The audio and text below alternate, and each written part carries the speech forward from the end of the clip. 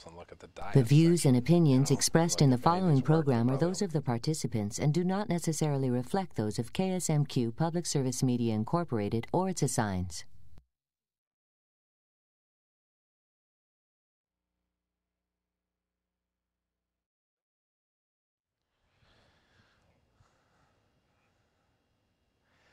Good evening.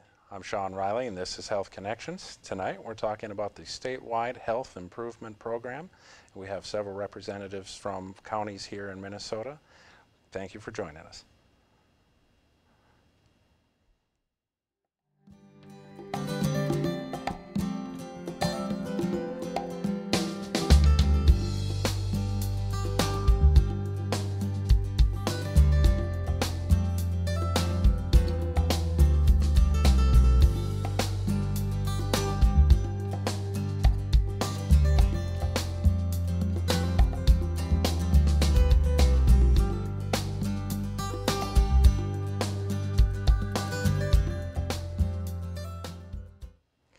Thank you for joining us. Tonight we have guests from Dodge, Moore, Freeborn, and Steele counties, all here to talk with us about the statewide health improvement program.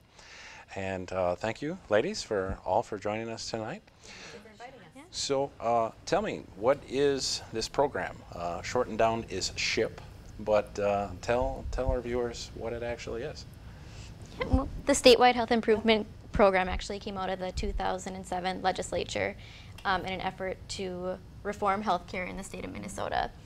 So that's kind of what it came to be, and then this money was given to the Minnesota Department of Health, and the Minnesota Department of Health then dispersed it out, and now every county in the state of Minnesota has received this SHIP grant funding.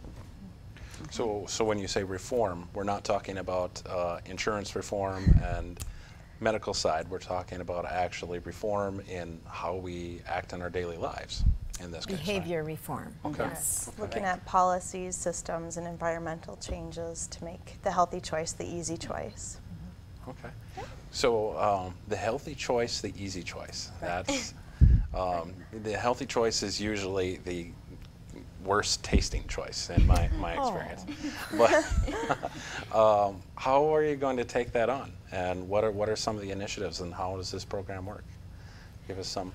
Well, the legislature was pretty clear. The two focuses of SHIP are decreased death and disease and healthcare costs related to obesity and tobacco abuse. Okay. So those areas are smoking cessation or tobacco cessation and increased physical activity and improved food choices to help with those two major healthcare expenditures. Okay. Yeah. And other aspects there, just really down to obesity and tobacco. Obesity and tobacco, the number 2 leading healthcare expenditures in our state. Okay. And so by focusing at those areas, they wanted us to work in 4 Different sectors. Yes. We're looking at work sites, healthcare, in the community, and in our schools. So we have those 4 sectors that we're looking at, and in each one we have an intervention and a focus that we're doing. And as the 9 counties, we sat down together and decided on what interventions we were going to do in each of those sectors. So we came together, 9 counties in southeastern Minnesota, to form kind of a collaboration. And so we all work together now with this SHIP initiative. But we're unique because not every part of the state of Minnesota is working in a collaboration. Yeah, Olmsted is working by themselves as a county, Rice County is working by themselves as a county, but from Steele County to the Mississippi River in southeastern Minnesota, So it wasn't working a together. legislative mandate of these 9 counties. It No. was No. put up to everyone's. Right. And also all the Okay. tribal boards are also involved in this, Right. in the Okay. state. Right. Okay. But Minnesota really was quite visionary in doing this. That Minnesota is the first state that's doing anything on this scope, on this level. And other states are looking at Minnesota to see how this SHIP program works. Because I believe, it came time where you're at the crossroads. What are you going to do? The state of Minnesota used to be, in 2004, we were #1 in health in the 50 United States. In 2008, we were 6. That's a lot to drop in 4 years. So obviously, if we keep doing what we're doing, then the results are pretty obvious. So the state of Minnesota, that's not, our logo is vision. You know, the state of Minnesota's vision for us is a better state of health.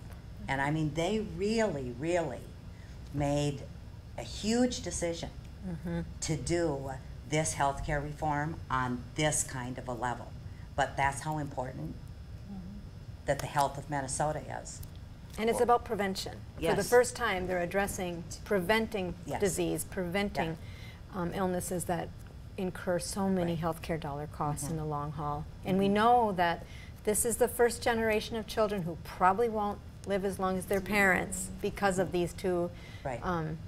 disease states. And it's going to take a while for us to turn that around, and this really is focusing on policy, system, and environmental changes in communities, in schools, in healthcare, and in work sites to create healthier individuals within those sites as well. You know, it takes a lot of courage for a legislature or for a state in general to take this on, especially with the economies we've had to deal with and It Yes. really the budgets that does, we've had and to do. I think that that has to really be emphasized, is that Minnesota is leading the nation and making a decision like this at a time like this. That's how important our health is to us. And hopefully the statistical numbers will show that Minnesota made a good choice. And nationwide, we're in a healthcare crisis in terms of the amount of dollars as a nation we are spending on healthcare, treating disease, when these diseases we're talking about are preventable diseases. Well, and we spend 16% of the gross domestic product of the entire country on healthcare on an annual basis. Yes. And it's an unreal, I mean, that's larger than most nations' entire national budget. And it was only 10% Yes. less than 10 years ago. Yeah, Right. exactly. Right. And it's just good, and it's just going to keep escalating unless we change our culture. And that's what it's going to take. So you mentioned the 4 aspects, and is culture change going to be able to be spread through all of these equally, or is this something that we're going to focus strictly on schools and try to grow that within our youth, or where are we going to go with this? I think the legislator was pretty clear in saying these are the 4 sites that must be worked in: schools, healthcare, work sites, communities. So really, I think if you hit all those, you've hit your community. So to me, it's important community-wide that all areas are hit, because the obesity affects all areas. Tobacco abuse affects all areas. And we picked specific ways to address these issues within these 4 sites. So what we picked as a region might be different than what a different county in the state chose. And so for our areas, we're doing nutrition in the schools and physical activity in the communities, and Improve physical activity and nutrition in work sites. And healthcare is looking at increasing referral systems and networking of healthcare professionals in communities as well as business leaders in communities, so that people get access to people who can help them with health behavior change. Right now, only 4% of healthcare dollars is spent on health behavior change. Most of it is access to care. It's not the behaviors that need to be addressed to decrease the need for access for care. Sure. And in the work sites, we're also focusing on the tobacco cessation, encouraging that. Right. So why was it that each area was able to do this independently and pick their own model independently? Why not say, for Minnesota, this is what we need to do as one region? It just doesn't fit. You know, where our area, we decided nutrition for children in the schools was the thing we wanted to work on. Other people are working on physical activity in the schools. For us, we thought, or we felt with our local members, and some of them are school members, that the nutritional part was something that we could work on at this time more so than the physical activity side. And we could catch the physical activity side with our community interventions. So.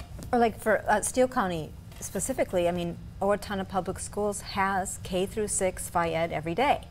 So not having Phi Ed in our schools wasn't an issue. Right. Whereas in other schools in other parts of Minnesota, they don't have that luxury of having Phi Ed every day in their curriculum already. So we were really able to focus down to a much more specific to this region. Right. What Right. people don't like to be told what to do, so you got that community buy-in, because we had community members sitting at the table helping us decide what interventions we were going to do in each of these sectors. So once you have that buy-in, it's easier to make those changes, because you've got people on the front lines instead of being told from the state that you have to work on this in this area. So I guess that buy-in just goes a long way. In addressing those local needs. Yep. And it's very focused. And in our communities, we're focusing on increased access to non-motorized transportation. In urban communities, like the metropolitan communities, they have non-motorized transportation access. So that's, you know, that wouldn't be important for them. Right. However, Sherry mentioned something that from the state level has been a big emphasis of theirs, and different from the way things have been done in the past, which is collaboration. The state made it clear from the beginning, this is what we want done, and this is not just public health, or it's not just the healthcare system. This takes all community members at the table. So for the first time, the pods aren't out there working on their own. People are coming together at the table and understanding that community is a fabric. It's, you know, it's a fabric of all of these organizations and people together. And when you bring those people together, then our communities are stronger together. I mean, from the state level, they have emphasized collaboration right from the beginning, and I'm sure will till the very end. This involves insurance companies, businesses, schools, community leaders, elected officials. I mean, just everyone has to be involved in this kind of a change. And to really make it successful. To really make it successful. So that's very different from the Except- way they've approached it in the past. Except when you go back to the roots of public health. The roots of public health were clean water, immunizations, and that's what we want this to get toward, so that it is widespread in the community that this is what we do to prevent obesity, this is what we do to decrease tobacco use. So what tools do you use to build that community? What are those avenues that you're using to go and get those people and bring them together? We each have local coalitions in our counties that meet regularly, and we try to have a variety of people on our coalitions. So we involve our healthcare, we involve our schools, we involve our work site, we involve planning, and get all those people at the table so you can come to these decisions that if one person wasn't there, that wouldn't have been decided.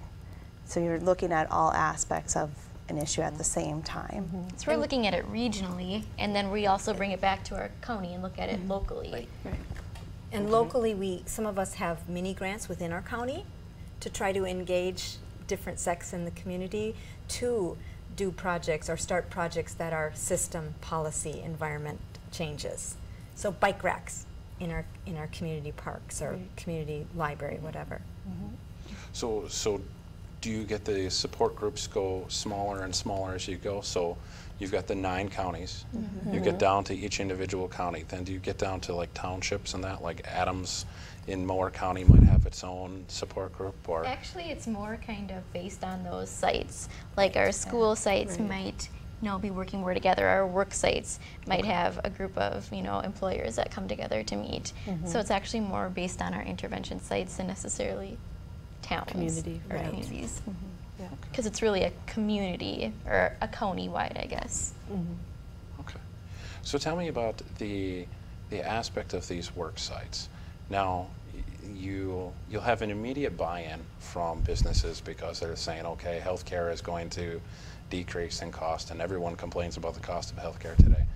But what are some of the other drivers that really make the businesses come to the table? I mean, there are things above and beyond cost that make them really want to come in There's productivity, absenteeism, a lot of things that just creating happy, healthy employees. Right. If they're happy at work, they're going to share that with their family, and other people are going to want to work at that same work site. So it just kind of cycles around. And the workforce is declining.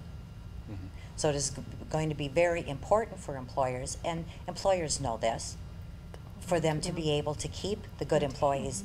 You know, as the baby boomers retire, now it's going to become more difficult to find that quality employee.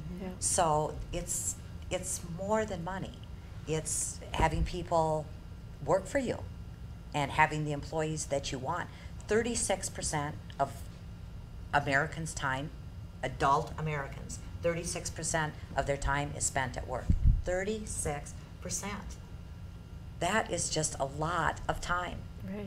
And we work more than any other industrial country in the world. So it's not accidentally that America is the richest country in the world. We work very hard for it. We do work very hard. You know, and we have more work hours than anybody else. But And when we have you more look- disease. And we have more disease. So you have to be in the work site. If you're going to impact my life, if you're Right. going to impact, you know, society's life, you must be in the work site, because 36% of adult time is spent in the work site. Well, my wife would say it's more like 70%. I would say that too. Yeah. So you've got the work site aspect and the schools, the community. We've talked about that. How about the healthcare itself? What about the providers themselves that are out there? How are you engaging them in this? So do you get resistance from hospitals or clinics and those type of people that say, well, you know, that's a different type of care and they don't want to partner? Or how do you see them coming together? That's the hope of the healthcare intervention, is to bring them together. So we're trying to build collaborative relationships between those providers in communities, between maybe the healthcare professionals who don't work at the major clinics in town but are out there as resources for community members, mental health professionals, I mean, all of those providers. I think most of our healthcare professionals are very aware that the burden of disease is great. They're not going to work any less when access issues are a problem because of diseases that we shouldn't have to be treating as extensively. But they're busy. They are busy, and we really welcome them to work with us, and we know time is a factor for them. But I think in most of our communities there is some collaboration going on. There's some provider surveys that are being sent out there. Awareness from providers, even what is in the community for resources, is a big initiative we'll be working toward in the months ahead. So as this program evolves and gains momentum, do you worry about getting cut off at the knees with all the budget issues that happen along? Do you worry about? Certainly, that's a concern. Well, the CHIP project is only funded through 2011, Right. till This June time. 30th, 2011 at this point. It's a two-year And with that much budget. time, you really don't have a lot of time to even implement the barely get project, much less started. gather metrics Right. and see if it's working. And then that's what we want is too, you know, once that CHIP money is gone, we want to make sure that what we have done sticks and is sustainable. Right. Yeah. So talk about that a little bit, the sustainability factor. What is your end goal of this? Do you want to start a program that gets people really chanting a mantra, or do you want to? What's your end goal?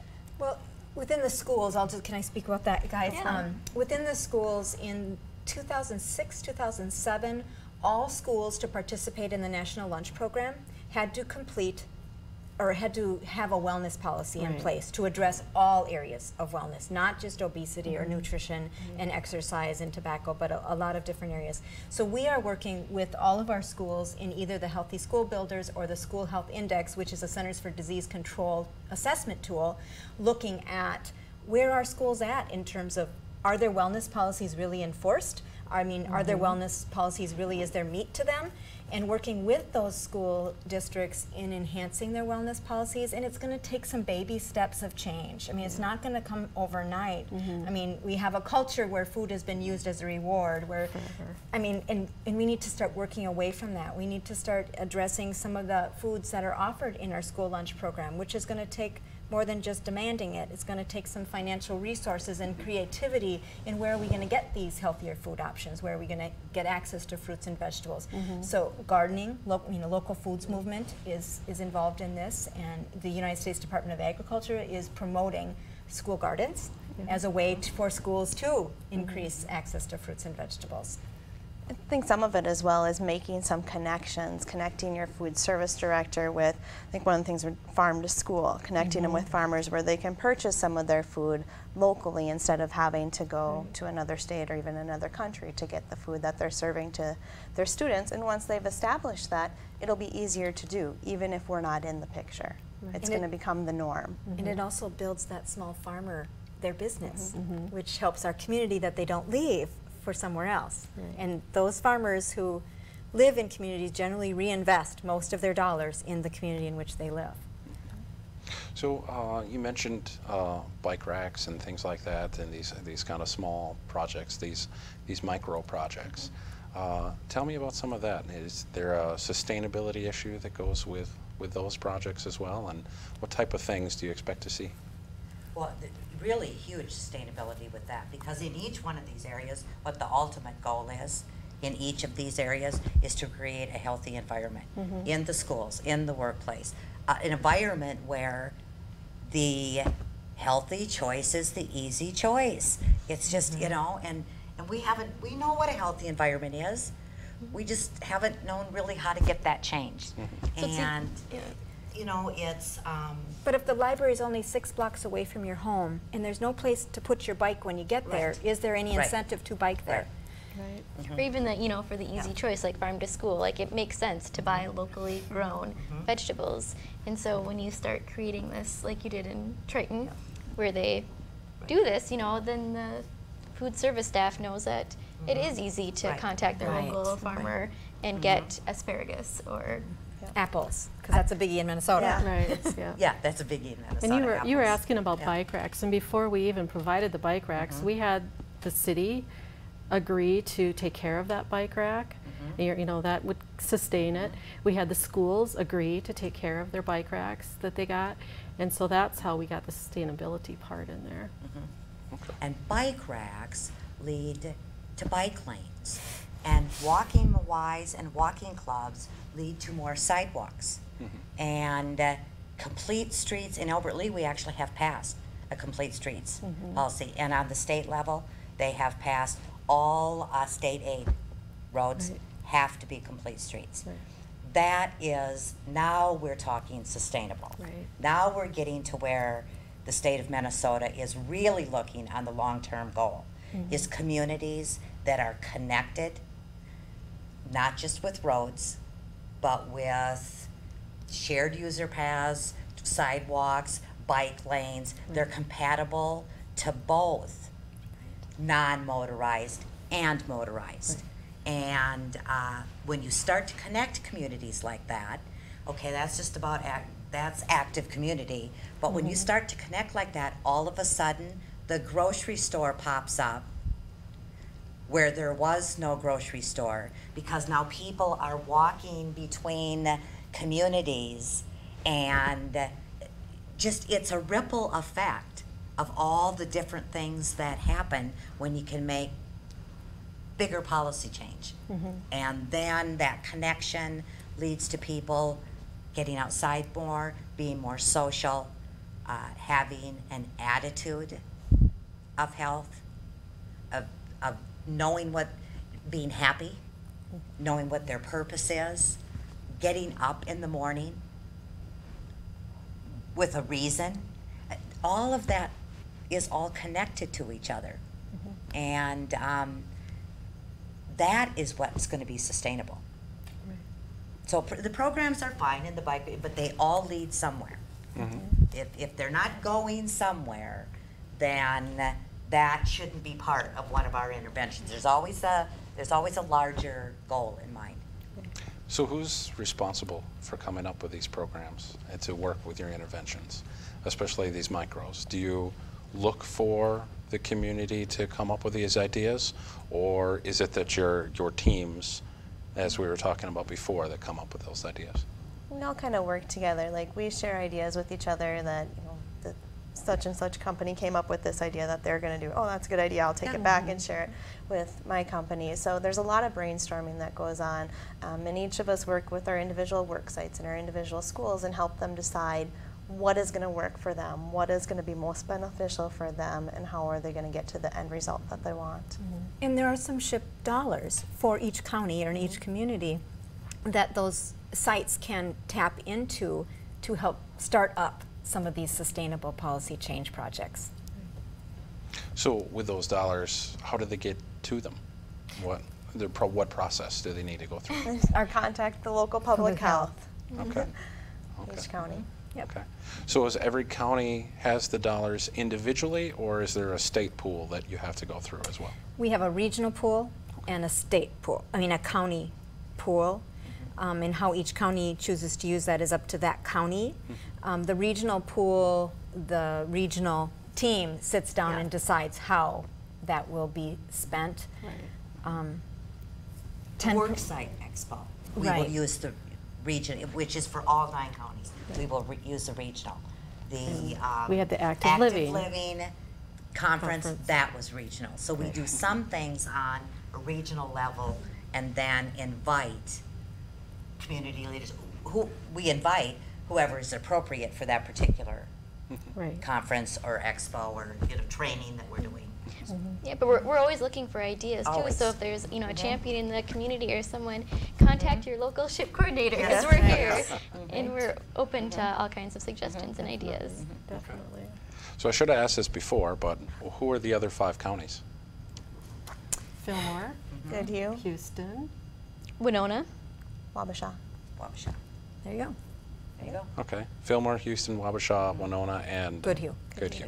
Okay. So let's see, Freeborn would be the furthest west, and then it goes east all the way to the river. To the river. Okay. Yes. Okay. So you have a pretty diverse group there. You've got a group that's on the Fillmore County side. They've got the state trails and bike trails and everything already there. Do you get to really leverage the talents of the groups that have all this pre-existing knowledge? I mean, for that would be one aspect for them. We do. It's a great collaborative. We share a lot of information with each other, and everyone has their own area of expertise, and so it has really worked